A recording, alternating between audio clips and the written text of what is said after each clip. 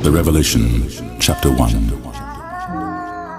The revelation of which God gave unto him, to show unto his servants things which must shortly come to pass. And he sent and signified it by his angel unto his servant John, who bare record of the word of God, and of the testimony of God, and of all things he saw. Blessed is he that readeth, and they that hear the words of this prophecy, and keep those things which are written therein, for the time is at hand.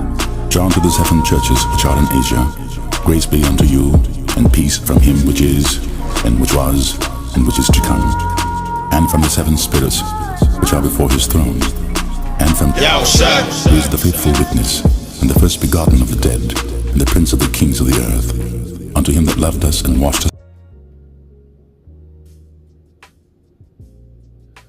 All right, Shalom.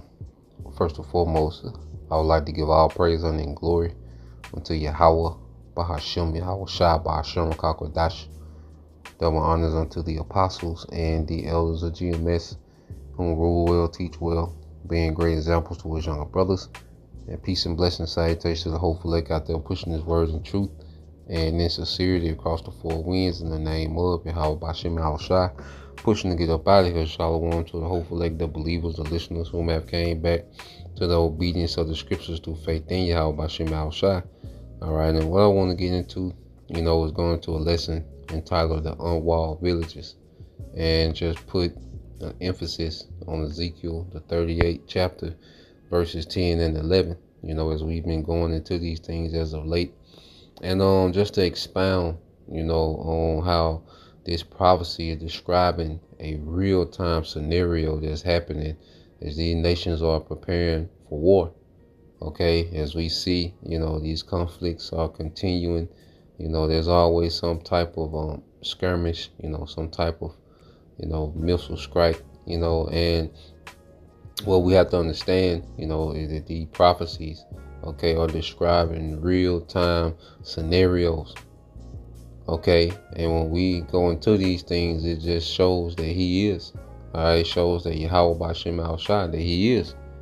Okay, and he spoke on these things, and not only did the Lord, show our forefathers visions, okay, and not only did he send angels to expound, okay, on particular visions, okay, he went into detail, okay, he went into specifics.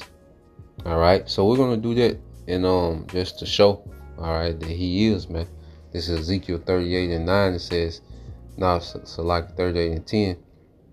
It said, thus saith the Lord, it shall also come to pass that at the same time shall things come into thy mind, and thou shalt think an evil thought. Now this is speaking, all right, to God, which represents Russia. All right, and in this chapter, God, would accumulate allies, mainly Iran and Turkey, some heavy hitting allies, as long as with other, smaller countries, would link themselves with Russia, okay, and become an ally against the West. And what we have to understand, all right now you have the EU, the small hats, all right, the IDF, all right, the Israelis, and America, all right, which represent the West. And pretty much, there's the opposition, from the East, with Russia being the chief, okay, the scriptures say the chief prince, the leader, okay, of this conglomerate of nations, these allies of nations against the West. And according to prophecy, eventually EU is going to turn, okay, on America. And it's going to be America and the small heads isolated in this war. All right, and they're going to get obliterated. America is going to be completely destroyed, turned into a desert. Okay, America is a lake of fire in prophecy, and the land of Israel is going to be devastated from war. It's going to be obliterated, but the only difference is the land of Israel will be rebuilt and inhabited by its true people. Because this whole war is one of the purpose of this war is to clear that land out. All right, to cleanse it with that fire, to prepare it for its true people. Okay. So here it is, the Lord's pretty much giving instruction. See, this is a command. See, when we read prophecy and you deal with the certain players, okay, certain, characters in the Lord's movie, and these prophecies are giving demands to certain characters in the movie. All right, and Russia is a character that plays a major part in the destruction, okay, that World War III is going to bring and ending this beast system. Okay, so the Lord said He will put an evil thought, okay, will come into their mind. All right, you read in NLT, it says at that time evil thoughts will come to your mind and you will devise a wicked scheme. Okay, because it's the Lord. See, the elites, they play both sides of the war. Okay, but it's the Lord that controls them. And then there's certain, these nations that are under the elites where the Lord can put an evil thought in their mind to go off script from the elites, but be on script for Yahweh Bashim Al-Shah. Okay? Verse 11, it says, and thou, all right, shall say, I will go up to the land of unwalled villages. I will go to them that are at rest, that dwell safely, all of them dwelling without walls and having neither bars nor gates. Okay, and this is speaking of the current land of Israel.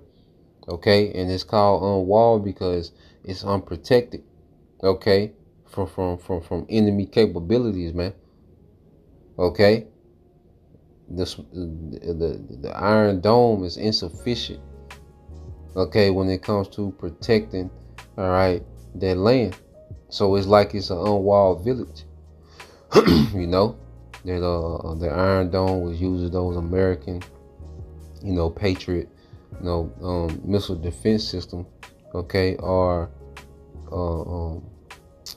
pretty much, what's the word? They're insufficient, okay, for protecting that land, okay, from these major, all right, missile strikes that's coming. Okay, and it's been shown that they can't even, stop, particular things from Hezbollah, from Yemen, Iran showed that they can get through it. Okay, and what I want to do, okay, we'll read this in the NLT, and then we're gonna go to a video with Scott Ritter. He's kind of explaining, the insufficiency of the Iron Dome. Okay, now you know that this prophecy is speaking of real-time scenarios right now. Ezekiel 38:11 says, you will say Israel, all right, is an unprotected land filled with unwalled villages. I will march against her and destroy those people who live in such confidence, man. Okay, because these small hats, are just so confident that they have, the Mossad, which is, the equivalent of the American CIA, okay, and all their technology, and they got the ups, on these Arab nations, and Iran, they have, the best technology, that they get from America, okay, and they've been dwelling, in this confidence, man, okay, that they'll never just be ambushed, by these nations. You see, and that's why they so boldly kill certain leaders and captains and just do airstrikes and, just blow civilians to hell and back, because they're confident that no one is going to do anything serious against them. Okay? And that's what the Lord wants, them to be proud. All right? So let's go here. So let's play this. He's going to expound on some things, and I got one more precept, and we'll wrap it up. Just wanted to touch on this. Missiles that were launched, second grade ones, were to, as it were, draw the anti-missile fire. To exhaust it, it's very expensive. It's in rather short supply. And then to, as a coup de grace, if you like, deliver the ballistic missiles, which were not stopped, were not interdicted, were able to land on their target, the airbase in the Negev. Have I got that right? And can you help further explain? Certainly. First of all, let's just point out the reality that Iran started this attack by launching the slowest, loudest weapons in its arsenal, the Shahed drones. And they did that because they were sending a signal to Israel, the United States, and everybody, we're attacking Israel. Now, if they were looking to carry out, a lethal attack, why announce it 5 hours in advance? Why give Israel a chance to withdraw its high-valued assets from bases that are vulnerable? Why give the United States, Great Britain, and France a chance to move resources up, ships, airplanes over Jordan to intercept these missiles? Iran was saying, here we come, shoot us down. And they did. They came out and they shot the drones down. Now, Iran launched. So basically, when you go back to that strike, that Iran did directly on the land of Israel, they announced what they was going to do, so those small hats had time to move particular assets, French and American and British troops, and British forces, was able to scramble and get down and help with missile defense systems. So Iran pretty much allowed them to build up, some type of fortification, okay, some type of aerial fortification for what was to come. And if Iran didn't announce this, Iran could have destroyed all type of fighter jets. Okay, they could have destroyed a lot of soldiers. Okay, and the small hats know this. That's why they tiptoe with Iran. Yeah, they kill a leader every now and then, but it's thousands of them niggas. Okay, they can play their role. Tens of thousands of men, they can play their role of a captain or a general. Okay, so and them killing these certain leaders is hopes that they'll decapitate, okay, the Iranian, okay, military doctrine, but it doesn't. Okay, because why? Prophecy is at play. Okay, so Iran could do a lot of damage, and the small hats know this. That's why they tread lightly. Okay, yeah, they do certain assassinations and this and that. Okay, but they don't get carried away. They don't do Iran like they doing Hamas. You don't see them over there in Iran just going haywire. No. Okay. So Iran, allowed them to remove particular assets, all right, before they did the strike, and they were just showing off their capability, okay, and it was a small strike package that they sent over there compared to what they could do and do it repeatedly all day, which he's going to get into, but just to expound on that, all right. Tens of millions of dollars worth of drones. The United States and Israel spent billions of dollars shooting them down.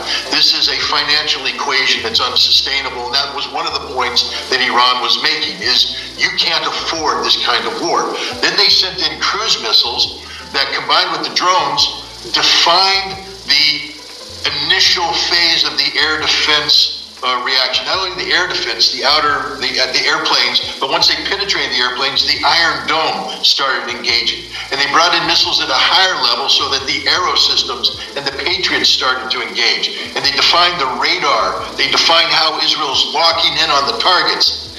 And then they did three things. And this is where it gets iffy. I have to be honest, George, it's very early and there's incomplete information. And also they was collecting intel about how the Iron Dome works.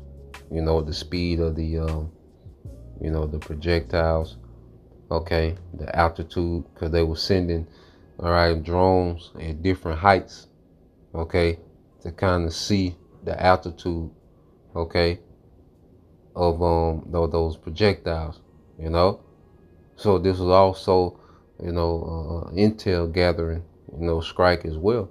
And guess what?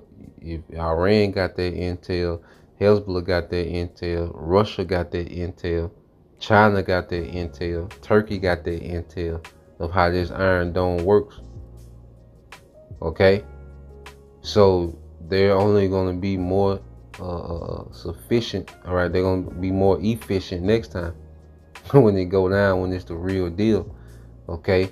When they put some thump, okay, on them ballistics, because them was low yield, warheads that they put on them, okay, and then they was conventional, they wasn't, okay, nuclear, okay. So yeah, man, this is all playing into prophecy, man, okay, which these small hats are unwalled, they're sitting ducks, okay, for when this thing goes down, all right. Information out there, but my understanding is that Iran used 3 types of ballistic missiles. One ballistic missile, it's a very clever missile. It uses a warhead that separates and then burst fires a bunch of decoys out there that appear to be specifically designed to absorb Iron Dome missiles. So remember, the Iron Dome is tracking a target. You fire these decoy bursts, and so the Iron Dome says, aha, we have now 25 targets, and they fire 25 interceptors. Meanwhile, smaller warheads, maneuverable, burst through those interceptors and go down and hit the Israeli air defense systems. And that appears to be the case. I was looking at some video where you see this taking place, the shotgun effect of these bomblets, the Iron Dome responding and then coming in, and they hit the air defense system. So they're showing the Israelis how we're going to take you out. The next thing that you see is they have these missiles coming in where you see the warhead separating from the missile body. And then there's a booster engine on the warhead that drives it down into the ground at high speed, blowing away any radar intercept, any ability to intercept, hitting the target. And what this does is it clears the space. They clear air defense. And the final thing are these heavy warheads that come off of the heavy missiles that hit the runways and blew the big craters in them. This was a 3-layered ballistic missile attack that was specifically designed by the Iranians to destroy Israeli air defense, to clear the way, to take out air defense, and then to show that we can put the big warheads on the target anywhere in Israel we want to. And this was successful, and the beauty of this is they didn't. We can put the big warheads in Israel anywhere we want to. Unwalled villages. Okay, small hats can't do nothing, even with the help of EU nations in America. They couldn't do nothing to stop this small strike package. Okay, those few hundred, drones and several dozen ballistic missiles. Iran, all right, can do that all day, all right, times 100. Where there's thousands of drones, where there's thousands, tens of thousands of drones and thousands of ballistic missiles coming behind. Okay, small hats know this. America knows this. Okay, a lot of stuff that they be doing with Iran, it really be to save face, to make it seem like they still have, the dominance. But they know, all right, that that's a problem. Okay, they know that the Iron Dome is not, all right, sufficient, okay, to protect them in a full scale, all right, conflict. Okay, and the Lord set it up that way. Use their best missiles, all 3, with the exception one of these missiles is rather new, but it's not the hypersonic missile. Israel didn't use their hypersonic missile. And Israel has lots of these missiles. This was just a single strike package. Iran has several strike packages just like this held in reserve that they have for Dimona, that they have for the Kiryat in Tel Aviv, that they have for other air bases. Iran can repeat this process all day long. And what they showed Israel is, this is what we can do. And I can guarantee you there's people like me right now who wear uniform or intelligence officers doing the exact same analysis they're doing, and they're writing big critical reports up the chain of command saying, stop all nonsense, we can't win this war. It's over, guys. Stop it. We have no defense here. If Iran wants to come in, we are powerless. This thing will escalate out of control. Make it stop now, which is why Joe Biden was on the phone with the G7. We have no defense. All right, so you see how prophecy is happening in real time. This deal with real life. Okay? This is why there's emphasis on prophesying, man. Okay? So let's read this in Ezekiel 38 and 11 again. It says, "You will say, Israel is an unprotected land, filled with unwalled villages. I will march against her and destroy these people who live in such confidence." Now, let's get this in Zephaniah 2, where it speaks about the destruction of that land. Okay.